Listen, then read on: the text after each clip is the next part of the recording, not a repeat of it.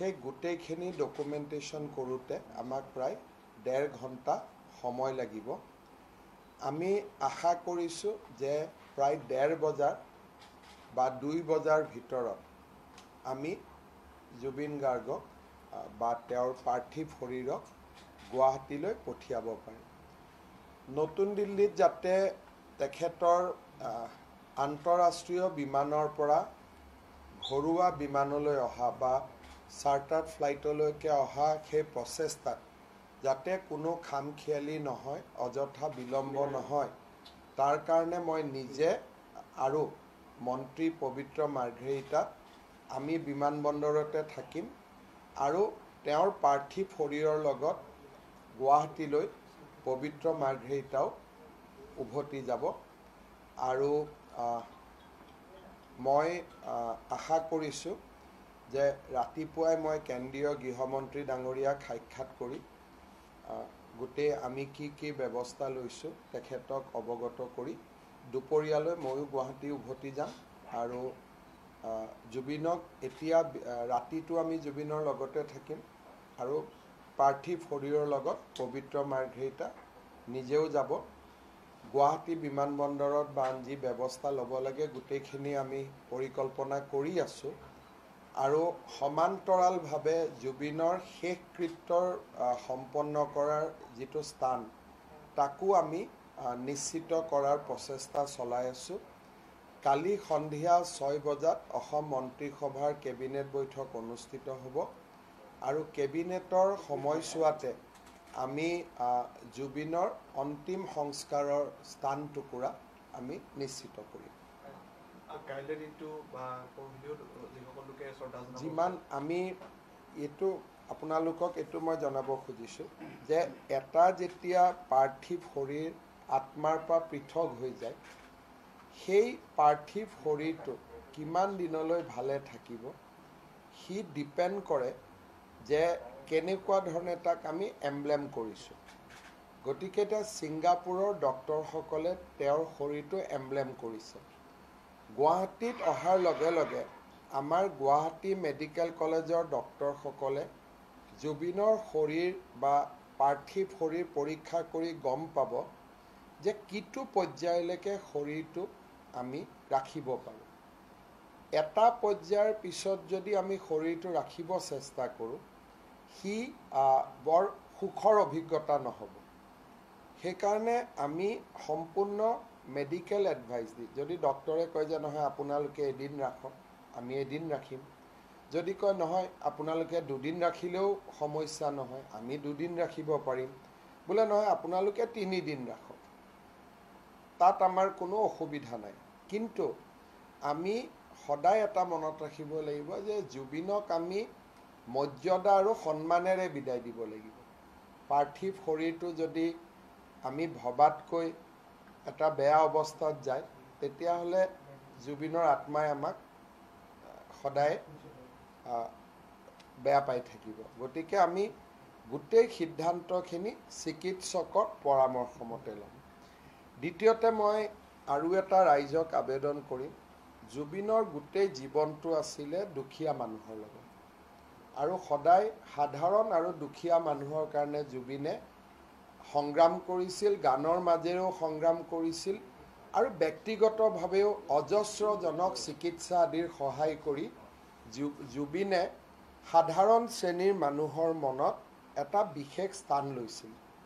মই ৰাইজক অনুৰোধ কৰিম যে আজিৰ দিনটোত প্ৰায়বিলাক দোকান পোহাৰে জুবিনক সন্মান জনাই নিজৰ দোকান পোহাৰ বন্ধ ৰাখিছে। আমি যদি অহা 2-3 দিন দোকানীসকলক, ব্যৱসায়ীসকলক দোকান পোহাৰ বন্ধ ৰাখিবলৈ কওঁ, তেওঁলোকৰ গোটেই পূজাৰ ব্যৱসায়খনে বেয়া হৈ যাব। শ্ৰমিকসকলে কাম নাপাব। দৈনিক ৱেজ আৰ্নাৰসকলে তেওঁলোকৰ খুব পূজাৰ সময়ৰ আগতে খুব ইম্পৰ্টেণ্ট ব্যৱসায় বা ইম্পৰ্টেণ্ট বেতন আদি হেৰুৱাই পেলাব। সেইকাৰণে মই সকলোকে অনুৰোধ কৰিম যে আজি এটা দিন জুবিন গাৰ্গৰ সন্মানাৰ্থে দোকান পোহাৰ বন্ধ ৰখা হৈছে। আমি যাতে খুব বেছি ইনচিষ্ট কৰি নাথাকোঁ যে দোকান বন্ধ হ'ব লাগে, গাড়ী মটৰ বন্ধ হ'ব লাগে, আৰু আমাৰ ব্যৱসায় বাণিজ্য বন্ধ হ'ব লাগে, সেইটো আমি কৰিব নালাগে। পূজাৰ বজাৰখন যদি ব্যৱসায়ীসকলে হেৰুৱাই পেলায়, তেতিয়াহ'লে তেওঁলোকে বছৰটো ইয়াৰ যিটো প্ৰভাৱ পৰিব তাক তেওঁলোকে মিলাব নোৱাৰিব। আৰু আমি সকলোৱে জানো যে জুবিন সাধাৰণ আৰু দৰিদ্ৰ শ্ৰেণীৰ মানুহৰ কাৰণে সংগ্ৰাম কৰিছিল। সেই দিশটো জুবিনৰ অনুৰাগীসকলক মনত ৰাখিবৰ বাবে মই বিনম্ৰ অনুৰোধ জনাম। মই ৰাতিপুৱা কেন্দ্ৰীয় গৃহমন্ত্ৰীক মই সাক্ষাৎ কৰিম। এতিয়া বেচিকেলি আমাৰ গোটেই চিন্তাটো আছে যাতে শৰীৰটো আমি সোনকালে পাৰ্থিৱ শৰীৰটো পঠিয়াব পাৰোঁ। ৰাতিপুৱা মই তেখেতক সাক্ষাৎ কৰি গোটেই ঘটনাৰাজিৰ বিষয়ে জনাম আৰু দুপৰীয়া মই গুৱাহাটীলৈকে উভতি যাম। চাওক, সিদ্ধাৰ্থ শৰ্মা আৰু শ্যামকানু মহন্তৰ বিৰুদ্ধে গোচৰ পঞ্জীভুক্ত হৈছে, আৰু এটা গোচৰ পঞ্জীভুক্ত হোৱাৰ পিছত ই আদালতৰ সম্পত্তি হৈ পৰে। গতিকে সিদ্ধাৰ্থ শৰ্মা বা শ্যামকানু মহন্ত অসমলৈ আহিলে তেওঁলোকক আমি সোধপোছ কৰিবই লাগিব, কাৰণ ই এতিয়া এটা আইনৰ প্ৰক্ৰিয়া। আৰু আমি এটা কথা মনত ৰাখিব লাগিব যে জুবিনৰ শেষৰ সময়খিনিত সিদ্ধাৰ্থ শৰ্মা আছিল। গতিকে তেওঁৰ পৰা আমি গোটেই কথাখিনি জানি অসমৰ মানুহক আমি জনাব লাগিব। সেইকাৰণে গৰিমা গৰ্গৰ বা গৰিমাৰ যিখিনি সিদ্ধাৰ্থৰ প্ৰতি সহানুভূতি তাক মই সন্মান কৰোঁ, কিন্তু এই বিষয়টোৰ ওপৰত আজি অকলে ময়ো সিদ্ধান্ত ল'ব নোৱাৰোঁ। আজি যদি মই কওঁ যে শ্যামকানু মহন্তক আহিলে আমি একো নকৰিম, পুলিচে সোধা পোছা নকৰিব, সিদ্ধাৰ্থ শৰ্মা আহিলে পুলিচে সোধা পোছা নকৰিব, আপোনালোকে নিজেও জানে যে ই এক নম্বৰ আইনৰ বিৰুদ্ধ, 2 নম্বৰ ৰাইজে এই বিষয়টোক আজি সহজভাৱে নল'ব। সেইকাৰণে গোটেই বিষয়টো গৰিমা গৰ্গৰ আৱেগটোকো আমি সন্মান জনাম, কিন্তু আইনৰ প্ৰক্ৰিয়াটোকো আমি সন্মুখত ৰাখিম। আৰু বৰ্তমান এই 2টা দিন জুবিনক শ্ৰদ্ধা আৰু সন্মানেৰে বিদায় নিদিয়ালৈকে আমি ভাবোঁ যে এই বিষয়বোৰ এতিয়া আমি বিবেচনা নকৰোঁ। তাৰ এটা সময় আহিব, আৰু ডেফিনেটলি গৰিমাৰ চিন্তাক আমি সন্মান জনাম, কিন্তু আইনেও আইনৰ প্ৰক্ৰিয়া এটা নিশ্চিতভাৱে ল'বই। আইন শৃংখলা বিষয়টোক গুৰুত্ব দিয়া দেখা পোৱা গৈছে যাতে কোনো ধৰণৰ সমস্যা চব মানে এটা কথা আমি মনত ৰাখিব লাগিব যে জুবিনৰ জীৱনটো কাৰ কাৰণে আছিল। যদি আমি জুবিনৰ আদৰ্শৰ বিপৰীতে গৈ জুবিনক সন্মান জনাব খোজোঁ, সি সন্মান নহ'ব। সেইকাৰণে 2-এটা যোৱা কালিও মই দেখিছোঁ যে ওৰেটো ৰাতি জুবিনৰ ঘৰৰ সন্মুখত আমি থিয় হৈ আছোঁ। জুবিনৰ দেউতাক অসুস্থ। গতিকে পৰিয়ালটোক অকণমান ব্যক্তিগত সময় দিয়া। আজিও যেতিয়া পাৰ্থিৱ শৰীৰটো যাব, জুবিনৰ ঘৰত যাব, এতিয়া আমি জুবিন অনুৰাগী বুলিয়ে গোটেই যদি আমি তাত সোমাই যাওঁ, দেউতাকৰোতো ল'ৰা জুবিন, গৰিমাৰোতো স্বামী, পানেইৰোতো ভাতৃ, গতিকে তেওঁলোকক অলপ ব্যক্তিগত সময় আমি দিব লাগিব। যেনেকৈ ভূপেন হাজৰিকাৰ মৃত্যুৰ সময়ত আমি ইমান শৃংখলাবদ্ধভাৱে ব্যৱহাৰ কৰিছিলোঁ যে অসমৰ এই বাৰ্তা সমগ্ৰ দেশলৈ গৈছিল যে অসমে ভূপেন হাজৰিকাক কেনেকৈ সন্মান জনাইছিলে। মই ভাবোঁ যিহেতু এতিয়া আমি আৰু এখন মেচিউৰ্ড সমাজ, আমাৰ সমাজখন যিহেতু আৰু বেছি পুৰঠ হৈছে, গতিকে ভূপেন হাজৰিকা ডাঙৰীয়াক আমি যিমান সন্মানেৰে সৈতে ডিচিপ্লিন নিয়মানুৱৰ্তিতা ৰাখিছিলোঁ, তাতকৈও আজিৰ দিনত মই অসমৰ ৰাইজৰ পৰা বেছি শৃংখলাবদ্ধতা, নিয়মানুৱৰ্তিতা, ইজনে সিজনক সন্মান মই বেছি আশা কৰিম। কালিয়ে ধৰক দিব্যাংগ ব্যক্তি এজনে যদি জুবিনক চাব যায়, তেওঁক আমি অগ্ৰাধিকাৰ দিব লাগিব। কোনোবা এজন বয়োজ্যেষ্ঠ ব্যক্তিয়ে যদি আমি জুবিনক শ্ৰদ্ধা জনাব যায়, তেওঁক আমি অগ্ৰাধিকাৰ দিব লাগিব।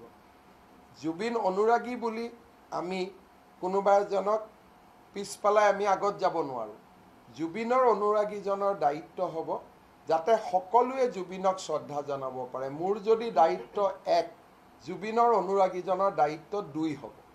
যদিও মই ব্যক্তিগতভাৱে অনুৰাগী জুবিনৰ, কিন্তু মই আজি এতিয়া অসমৰ মুখ্যমন্ত্ৰী হিচাপে কথাখিনি আপোনালোকক কৈছোঁ। আপুনি আপোনাৰ কেইবাটাও পোষ্ট দেখা গৈছে, যথেষ্ট আৱেগিকভাৱে আপুনি দিছে। জুবিনবিহীন অসমখন আপোনাৰ দৃষ্টিত আপুনি কেনেদৰে চাব? মই জুবিনৰ বিষয়ে মোৰ গোটেই কথা, নিউজ লাইভে যেতিয়া জুবিনক বছৰটোৰ শ্ৰেষ্ঠ অসমীয়াৰ সন্মান দিছিলে, মোক সেই ফাংচনখনত মুখ্য অতিথি কৰি মাতিছিলে। 3 বছৰ আগৰ কথা। জুবিন জীয়াই থাকোঁতেই মই জুবিনৰ ওপৰত মোৰ মনৰ ভাৱখিনি প্ৰকাশ কৰিছিলোঁ। কিন্তু আজি অসমৰ মুখ্যমন্ত্ৰী হিচাপে মই আৱেগিক হ'ব খোজা নাই। কৰ্তব্যনিষ্ঠা আটাইতকৈ ডাঙৰ কথা। আজিৰ কৰ্তব্যই মোক কিছুমান কথা ক'ব এতিয়া এলাও নকৰে। আৱেগিক, মোৰ মনৰ আৱেগ, মোৰ মনৰ চিন্তা আপোনালোকৰ আগত মই সদৰি কৰিম। মোৰ কৰ্তব্যখিনি সম্পূৰ্ণ হ'ব দিয়ক। কাৰণ আজিৰ দিনটোত মোৰ আটাইতকৈ ডাঙৰ কৰ্তব্য হৈছে জুবিনক সন্মান সহকাৰে বিদায় দিয়া। আপুনি আজি প্ৰথম অসমৰ পৰা যিটো দেশখনলৈ ঘূৰি দিয়াৰ পিছত আপুনি ৰিচিভ কৰিব, এক সন্মান দিব, সেই মুহূৰ্তটো সকলো অসমবাসীৰ বাবে আপুনি আজি চাওক, অসমৰ মই মুখ্যমন্ত্ৰী আৰু জুবিনক ভাৰতৰ মাটিত নামাৰ লগে লগে জুবিনক অসমবাসী ৰাইজৰ হৈ কৃতজ্ঞতা দিয়াটো মোৰ দায়িত্ব। সেইকাৰণে মই দিল্লীলৈ আহিছোঁ, জুবিনক কৃতজ্ঞতা জনাম।